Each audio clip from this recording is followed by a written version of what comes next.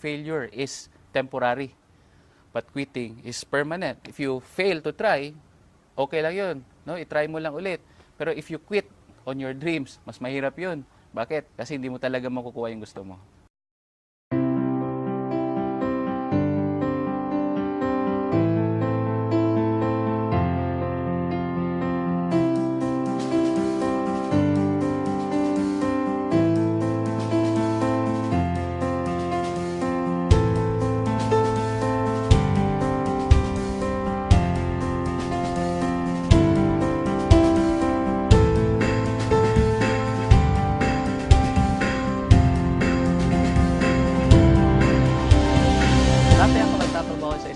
Farming industry.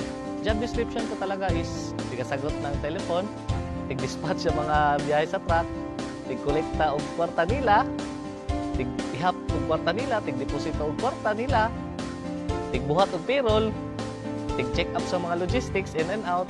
Profits are better than wages. Wages will make you a living, but profits can make you a fortune. It is a bit difficult to get rich on wages, but anybody can get rich on profit. So that day, naisip ko na magnegosyo na lang kaya ako. Pero paano? Nadunggan ako ni dati ang B-Mobile sa una pag yun kayo. Tuwing nasa jeep ako, B-Mobile pag pinag-uusapan. Naglalakad ako, B-Mobile na naman. Tuwing nasa ibang office, B-Mobile. I used to be a regular employee for a US-based company. Bale, computer programmer nila ako. So, although maganda naman yung trabaho, maganda yung pay, pero nasa-sacrifice yung social life ko. So wala na akong time for my family, and at the same time, so malaki rin yung sacrifice ko sa health ko. A friend told me, sabi niya sa akin, Juan, meron akong magandang business na nakita. Baka gusto mo ring tingnan. So sumama lang ako sa kanya, and then dinala niya ako nun sa Jollibee yung dati. And pinakinggan ko lang rin yung business presentation. Before ako na-introduce sa B-Mobile, I am financial consultant ng isang British financial company dito sa operating sa Pilipinas. Grabe ang gamit ko ng cellphone, as well as lagi ako nag-travel. Ang B-Mobile daw is hindi nagabenta, magkaka-discount daw ako sa cellphone usage ko. So doon pa lang sabi ko, maganda yan. Magiging savings ko na yun para sa aking family. Later ko nalaman na meron pala siyang kasamang business. Hindi ko in-expect na malaki pala yung bigay sa akin na nagiging secondary income ko na siya, and significant yung secondary income na yan, hindi lang yung maliliit na amount. Ang possibilities din nga nakita na ko, na naagyod ko yung padulungan, yung asenso ko para sa ko ang sariling na negosyo diri sa B-Mobile. Unlike kung maging empleyado ko. Kung dati gumigising ako sa umaga para mag-report sa office, si boss naman, nakikita ko pagdating ko sa office, yun, nagja-jogging sa kanilang compound. Sabi ko, napaka-unfair naman ang mundo ito. Nag-e-exercise tuwing umaga. Ngayon, sa awa ng Diyos, gumigising pa rin ako ng umaga. But this time, katulad na din ako ni boss ang manager. Nagja-jogging din tuwing umaga. At the best part is, I'm earning without reporting to the office.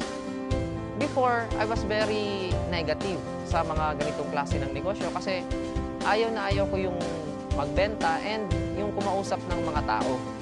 So nakita ko yung opportunity, sabi ko maganda to. Kasi hindi mo kailangan magbenta and hindi mo kailangan mag-recruit or pumilit ng tao. Kasi yung product, ginagamit na nila dati pa. So it took me 3 months bago ako talagang nag-subscribe. Kasi I realized na I am not from Davao City, I'm a stranger. Yun nga, wala akong mga kilala.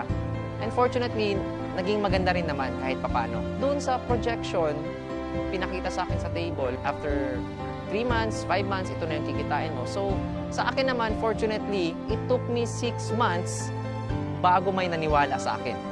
So, for 6 months, walang naniwala, walang nag-subscribe, marami akong dinadala sa office. So, it was really challenging that time. After that, nagsunod-sunod na. Naging maganda na yung resulta and lumaki na yung grupo ko. Dati po akong manager sa isang kumpanya. Sales rep po yung trabaho ko. I was looking forward to have my own business. So, habang naghahanap ako ng mga kliyente ko, I dropped into B-Mobile. Nagulat ako sa resulta niya kasi in a span of 8 months time, kumita siya ng mga 7 million pesos. So for me, sabi ko, okay kumita ka ng 7 million, andito ang kapital mo, bakit hindi ko subukan? Pero one thing was holding me back kasi ayoko sa mga ganitong business before eh. Naisip ko, pag ganito, kailangan mo magbenta, kailangan mo mamilit ng tao, kailangan mo mag-recruit. So, medyo naging hesitant ako. Buti na lang, yung sinabi niya sa akin na hindi mo kailangan magbenta ng load, hindi mo kailangan mag-recruit ng tao, pero kikita ka ng malaki. The very reason why I kept on going despite the challenges is because unang-una, when I saw B-Mobile, I saw na malaki yung potential niya, na kumita ka, yes.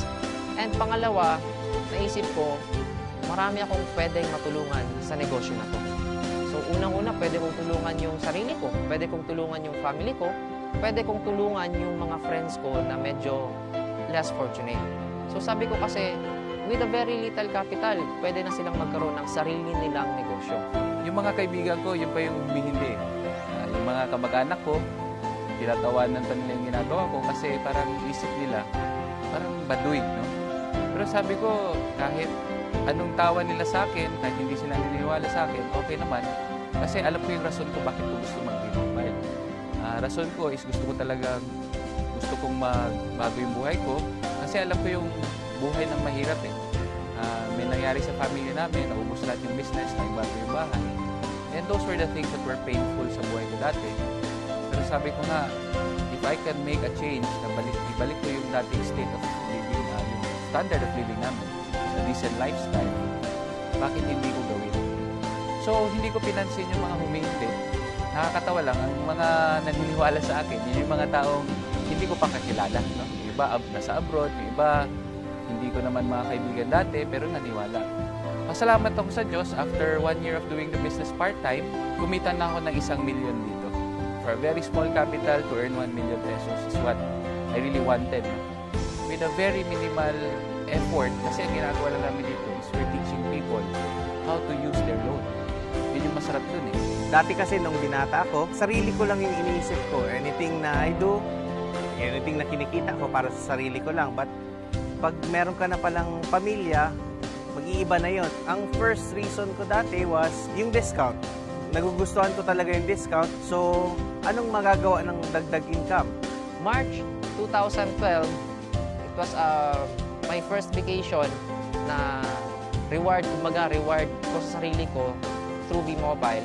3 days, nagbakasyon kami ng barkada ko sa Boracay, and after 3 days, kumita naman ako ng 36,000. So, hindi na masama. March 31 to April 18, yung family ko naman yung kasama ko nagbakasyon. So, masarap na magbakasyon, lalo na kung kasama mo yung family mo. Ang mas masarap pa nito, pag uwi ko sa bahay, after 18 days na nag-road trip kami sa buong Pilipinas, meron akong at least 50,000 worth na cheque. So I was very happy and my mother was very happy. Ang ma-advise ko lang sa mga kaibigan ko, sa yung mga nakakita ng advertisements namin sa Facebook, yung nakakita ng video link sa Facebook, i-try mo i-click lang yung link, malay mo, no? Maging katulad ka sa akin. I really didn't expect this change in my life.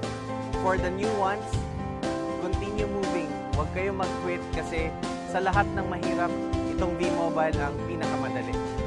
As long as you keep on doing the business, as long as ginagawa nyo siya, may magbabago at magbabago sa buhay ninyo. Imposibleng wala.